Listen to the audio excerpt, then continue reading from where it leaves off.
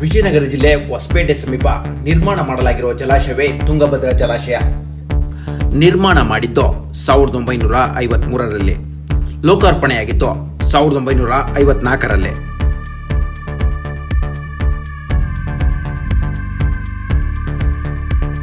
ಸರಿಸುಮಾರು 70 ವರ್ಷವೇ ಕಳೆದಿವೆ.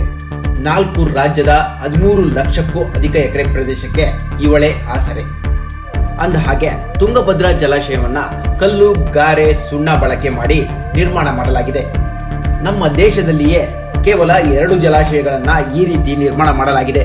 ಒಂದು ಕೇರಳದ ಮುಲ್ಲಪೆರಿಯಾರ್ ಡ್ಯಾಮ್, ಮತ್ತೊಂದು ತುಂಗಭದ್ರಾ ಜಲಾಶಯ. ಅದೇ ಕಾರಣಕ್ಕೆ 70 ವರ್ಷವಾದರೂ ಇಂದಿಗೂ ಗಟ್ಟಿಮುಟ್ಟಾಗೇ ಇದೆ. 50 ವರ್ಷಗಳ ನಂತರ ಕ್ರಸ್ಟ್ ಗೇಟ್ ಬದಲಾವಣೆ ಮಾಡಬೇಕು ಅನ್ನೋ ನಿಯಮವಿದೆ. ಅದನ್ನು ಬಿಟ್ಟರೆ ಜಲಾಶಯ ಇಂದಿಗೂ ಸುಭದ್ರವಾಗಿದೆ.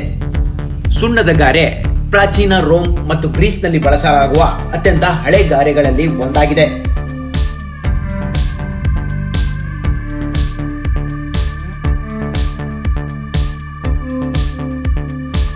ಹತ್ತೊಂಬತ್ತನೇ ಶತಮಾನದಲ್ಲಿ ಪೋರ್ಟ್ಲ್ಯಾಂಡ್ ಸಿಮೆಂಟ್ ನ ಪರಿಚಯ ಮಾಡಲಾಯಿತು. ಅಂದಿನಿಂದ ಸುಣ್ಣದ ಗಾರೆ ಬಳಕೆ ಮಾಡೋದು ಕಾಲಕ್ರಮೇಣ ಕಡಿಮೆ ಮಾಡಲಾಯಿತು. ಆದರೂ ಕಲ್ಲು, ಗಾರೆ, ಸುಣ್ಣ ಬಳಕೆ ಮಾಡಿರುವ ಜಲಾಶಯಗಳು ಇಂದಿಗೂ ಬಿಸಿಲು, ಮಳೆಗೂ ಕುಗ್ಗದೆ ಆಧುನಿಕ ತಂತ್ರಜ್ಞಾನಕ್ಕೂ ಸವಾಲಾಗಿರೋದು ಸುಳ್ಳಲ್ಲ.